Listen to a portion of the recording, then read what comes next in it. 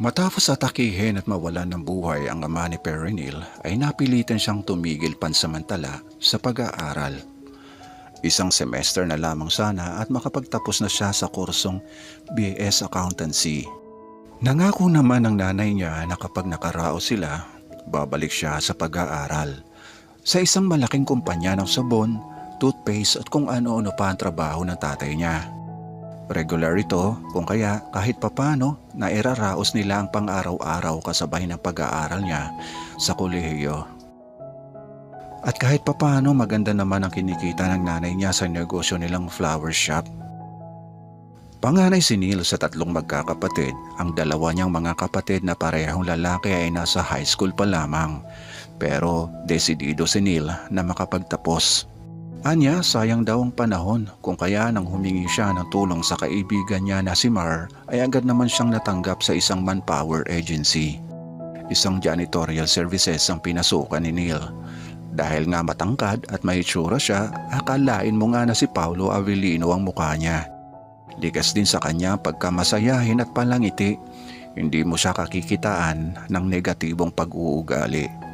Kaya matapos ang isang linggong training ay kaagad naman siyang ipinadala ng agency sa isang opisina sa Pasay City.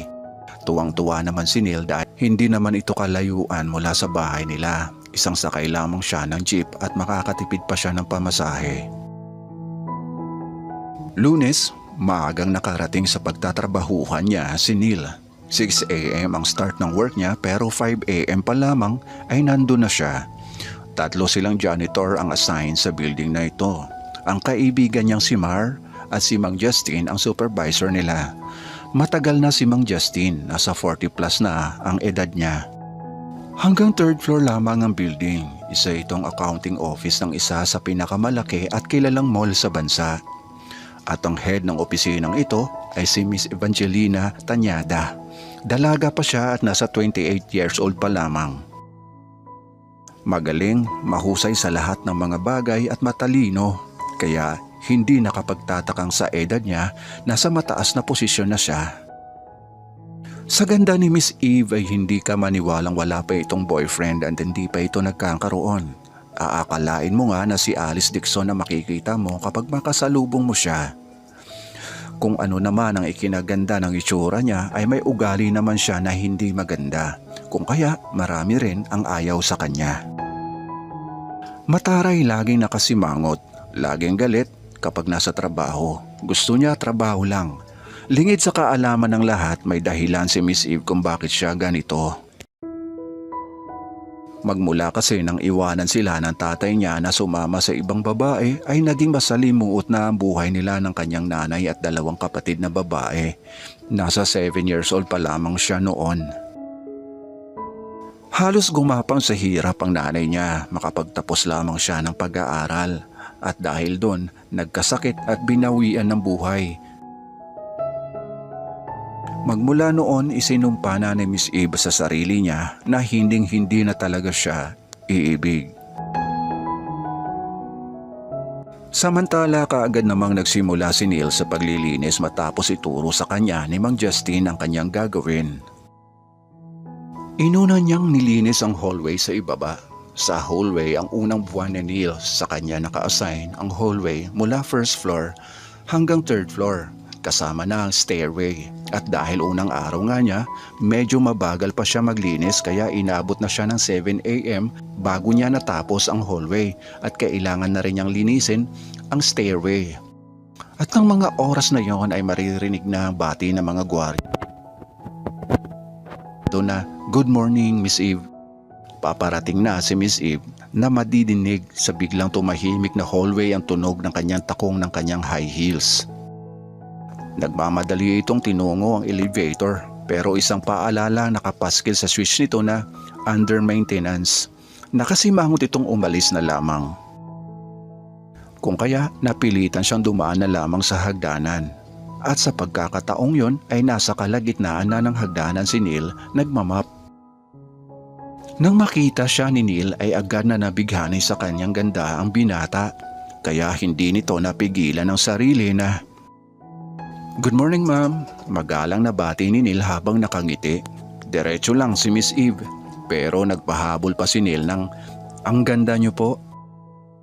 Napatigil bigla sa paghakbang paakyat si Miss Eve at agad na hinarap ang binata. Hindi nagustuhan ni Miss Eve ang kanyang narinig mula sa binata. Narindi ang mga tainga niya kung kaya, "Kung trabaho ang punta mo dito, magtrabaho ka." Ang pasigaw na boses ni Miss Eve na kanina pa bad trip dahil sa sirang elevator. Napahiya naman si Neil dahil sa sigaw sa kanya. May mga ibang empleyado na kasi sa hagdanan. At pagdating nga ni Miss Eve sa office niya, kaagad niyang pinatawag si Mang Justin. Kaagad namang umakyat ang matanda. Galit si Miss Eve, hindi niya nagustuhan ng bagong janitor. Pero dahil sa paliwanag nga ni Mang Justin na wag munang palitan si Neil dahil bago pa lamang ito, nakinig naman sa kanya ang dalaga. Matagal na si Mang Justin sa opisina. Pinili siya ni Miss Eve na tagalinis ng kanyang office dahil ayaw niya na may ibang ma-assign dito. Maselan siya pagdating sa kalinisan ng office niya. Kaagad namang pinagsabihan ng maayos ni Mang Justin si Neil at sinabi niya kung anong klaseng boss si Miss Eve. 2:00 ng hapon umuwi na si Neil sa bahay nila at agad na nagpaalam sa nanay niya na mag-e-enroll na siya para sa darating na semester. Ginamit niya ang perang pinahiram sa kanya ni Mar. 5:15 PM naman ay lumabas na ng opisina niya si Miss Eve. Kaagad siyang tumuloy sa kanyang sasakyan sa parking area ng building. Saglit siyang napatingin sa rear view mirror na nasa harap niya. Inayos niya ito para makita niya ang kanyang itsura. Saglit niyang tiningnan ang mukha niya. Naalala niya bigla ang sinabi ni Neil, "Ang ganda niyo po." Sa buong buhay niya kasi, ngayon lamang may lalaking nagsabi sa kanya ng ganun. Pilit niya itong inaalis sa kanyang isipan. Isa lamang siyang janitor. Bulong niya sa kanyang sarili. Ilang linggo ang lumipas, naging maayos naman ang pagtatrabaho ni Neil kaya hindi sila nagpapang-abot ni Miss Eve sa hallway o di kaya sa hagdanan. Isang araw, kinausap ni Mang Justin si Neil matapos ituro ang mga gagawin niyang paglilinis sa office ni Miss Eve. Pumayag siya. Tuwing Lunes lamang ang usapan nila. Nakiusap ang matanda kay Neil na siya muna maglinis ng opisina ni Miss Eve dahil 9:00 na siya makakapasok dahil kailangan niyang samahan ang asawa sa dialysis center. Araw ng Lunes maagang pumasok si Justin. Kaagad niyang nilinis ang opisina ni Miss Eve. Inuna niya ito, sinunod niya ang bilin ni Mang Justin sa kanya. Pero naglagay siya ng isang piraso ng pulang rosas sa table na inilagay niya ito sa florera at nilagyan niya ng konting tubig. Tinanghali na nang dating si Miss Eve dahil sa sobrang traffic, kaya nakasimangot ito at naiinis. Nang nasa opisina na siya ay kaagad niyang napansin ang isang kulay pulang bulaklak ng rosas. Nagustuhan niya ito, gumanda ang pakiramdam niya, nabawasan ang stress niya. Napaisip siya bigla. Naalala niya ang nanay niya, paborito niya kasi ang bulaklak na ito. Kinabukasan nadatna ni Miss Eve si Mang Justin. Nagpasalamat ito sa inilagay niyang rosas. Walang alam si Miss Eve na si Neil ang naglagay nito sa opisina niya. Tinanggap naman ni Mang Justin ang pasalamat ni Miss Eve kahit alam niya na si Neil ang naglagay nito. Ayaw niyang makahalata na tanghali na siya pumapasok kapag Lunes. Tuwing Lunes naglilinis si Neil ng opisina ni Miss Eve at tuwing Lunes din niya pinapalitan ang bulaklak. Martes, maagang pumasok ng trabaho si Neil. Nang mag-CR siya, isang kulay itim na handbag ang nakita niya. Nang buksan niya ito, may laman itong $1,000 at iba pang mga dokumento. Kaagad na sumagi sa isip niya na sapat na ang perang ito para makapagtapos siya sa pag-aaral. Pero nangibabaw pa rin sa kanya pagiging mabait. Tinungo niya ang security office at ibinalik ang bag. Araw ng Biyernes, sinanghali ng pasok si Neil. 7:00 na siya nakarating. Kaagad niyang sinimulan na i-map ang hallway pero maagang dumating si Miss Eve. Nagmamadali itong pumasok dahil may kailangan siyang tapusin na report. Habang nagmamadaling lumakad, hindi niya napansin na mapapadaan siya sa basang hallway dahil kasalukuyang minamap pa ito ni Neil. Bigla na lamang nadulas at nawalan ng balanse. Pabagsak na siya sa sahig pero nagkataon naman na nasa tabi niya si Neil, kung kaya nasalo siya nito at bahagya pang nagkadikit ang kanilang mga labi nang hindi sinasadya. Nanlaki ang mga mata ni Miss Eve nang makitang si Neil ang nasa harapan niya at dahil napahiya, galit itong umalis at tumuloy sa kanyang opisina. Hindi niya pinansin ang mga empleyadong nakatingin. Hindi niya gusto nangyari, napahiya siya ng gusto. Galit na galit siya. Kaya kaagad niyang pinatawag si Mang Justin. Malungkot na umuwi ng bahay nila si Neil. Napansin naman ito ng kanyang ina. Wala na po akong trabaho, Nay. Tanggal na po ako. Awa naman ang naramdaman ng ina sa anak. Kinaumagahan ng Lunes, maagang bumangon si Neil. Maaga niyang binuksan ang flower shop. Balak niyang tumulong na lamang sa nanay niya na magtinda pero kinausap siya ng kanyang ina at inabot sa kanya ng nanay niya ang pera nakatali pa sa goma. Inutang ito ng nanay niya sa Bombay, pandagdag puhunan sana sa negosyo nila. Ayaw pa itong tanggapin ni Neil pero mapilit ang nanay niya. Kunin mo na anak para makakuha ka na ng final exam mo. Nabuhayan naman si Neil nang maalalang final exam na pala niya, kaya kaagad siyang nag-ayos ng sarili para makapunta na ng school. Samantala si Miss Eve maagang dumating sa kanyang opisina.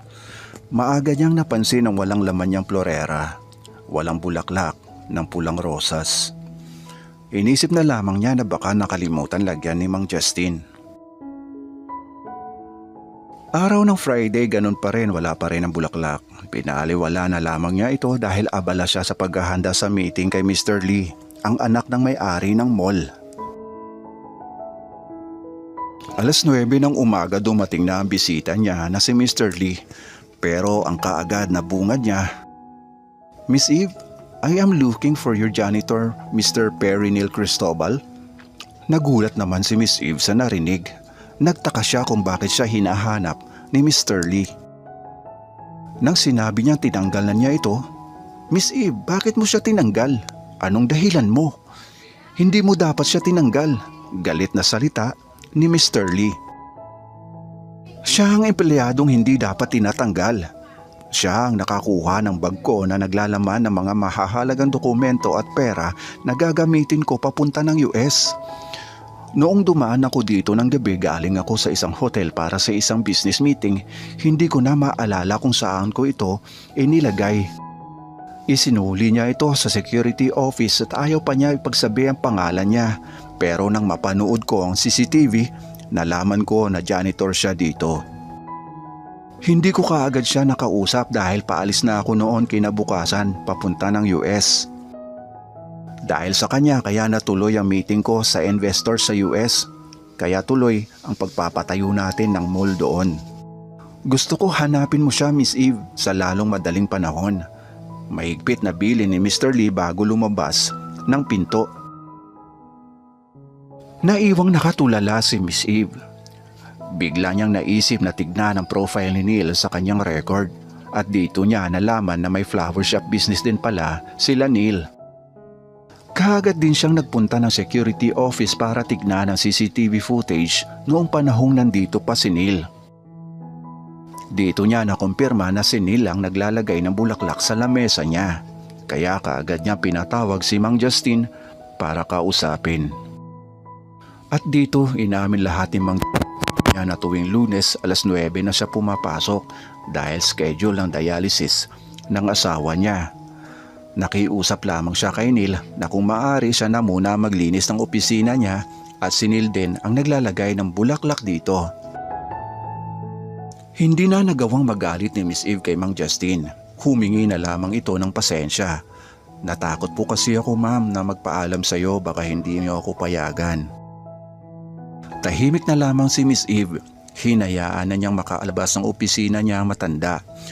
Dito na naisip ni Miss Eve ang mga pagkukulang niya sa kanyang mga empleyado dahil maging si Mang Justin na pinagkakatiwalaan niya ay nagawa pa na magsinungaling sa kanya. Nalungkot siya bigla. Kinabukasan hindi na siya pumasok pa sa trabaho.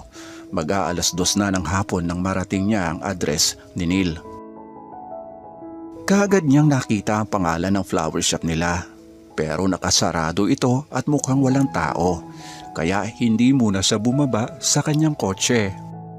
Nang may tricycle na dumating at biglang nagbukas ang roll-up ng shop at kaagad niya napansin ang isang malaking tarpaulin na may nakasulat na "Congratulations Perry Neil Cristobal, CPA."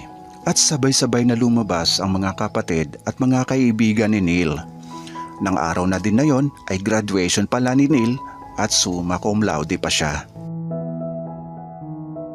Kaagad na bumaba si Miss Eve sa kanyang kotse at agad namang napansin siya ni Neil. Natahimik ang lahat nang makita ang magandang babae sa harap ng binata. "Ma'am, anong ginagawa mo dito?" Kaagad na tanong ni Neil na nagulat sa hitsura ng boss na lalong lumakas ang dating sa kanya. Dahil sa suot nitong ripped skinny jeans at simpleng blouse lang ang suot at rubber shoes, madalas kasi nakapang-opisina siya. "Bumalik ka na sa trabaho, Neil. Sorry sa pagtanggal ko sa'yo," sagot ni Miss Eve. Pero tinawag na siya ng nanay niya na pumasok na muna para kumain dahil may kaunti silang salo-salo. Kaagad din namang ipinakilala ni Neil si Miss Eve. Alas 5 na ng hapon nang makauwi si Miss Eve. Nanghihinayang siya dahil hindi niya magawang makumbinsi na bumalik si Neil sa trabaho. Mas pinili kasi ni Neil ang magtrabaho sa ibang bansa. Pero ganun pa man, masaya siya dahil sa natutunan niyang aral. Kinabukasan maagang pumasok si Miss Eve sa opisina. Hindi kagaya ng dati, nakipagkwentuhan na muna siya sa mga empleyado niya bago magtrabaho. Tuwang-tuwa naman si Mang Justin sa nakikitang pagbabago ng kanyang boss. Dati kasi hanggang batian lamang sila at wala na, pakitang tao lamang ang nakikita niya. At pagdating ng lunch ay sumasabay na rin si Miss Eve sa mga ito. Nagtuloy-tuloy ang malaking pagbabago ni Miss Eve hanggang lumipas ang 1 taon. Lunes ang umaga, isang kulay pulang bulaklak ng rose ang nabungaran niya sa kanyang lamesa. Kaagad niyang pinatawag si Mang Justin tungkol dito. Agad namang nagpunta ang matanda, pero kasunod niya ang isang guwapong binata. Nagtayuan naman ang mga staff niya nang makita ito. Si Perry Neil, ibang-iba na siya. Kaagad na humarap ito kay Miss Eve at sabay inabot ang isang bouquet ng rosas. Hindi malaman ni Miss Eve ang kanyang gagawin na mula mga pisngi niya nang maghiyawan na mga staff niya. Pakiramdam naman ni Miss Eve ay lumulutang siya sa ulap dahil sa unang pagkakataon, tumibok ng mabilis ang puso niya. Halos matunaw siya sa titig ng binata. "I love you so much." Ang mahinang boses ni Neil pero malinaw sa pandinig ng magandang boss. Wala naman siyang ibang sagot kundi "I love you too." Tuwang-tuwa naman ang mga empleyadong nakakarinig at nagpalakpakan pa ang mga ito. Ayon pa kay Neil, gusto na sana niyang bumalik noong pinuntahan siya ni Miss Eve sa bahay nito. Pero nauna nang mag-offer si Mr. Lee sa kanya na magtrabaho bilang accountant sa bagong tayong mall nila sa US. Naging maganda na ang buhay ng pamilya ni Neil. Napag-aral niya ang mga kapatid niya at lumaki pa ang negosyo ng nanay niya na flower shop. Nang bumalik na si Neil sa US, nagdesisyon naman si Miss Eve na sundan si Neil. At after 1 year, nagdesisyon na silang magpakasal.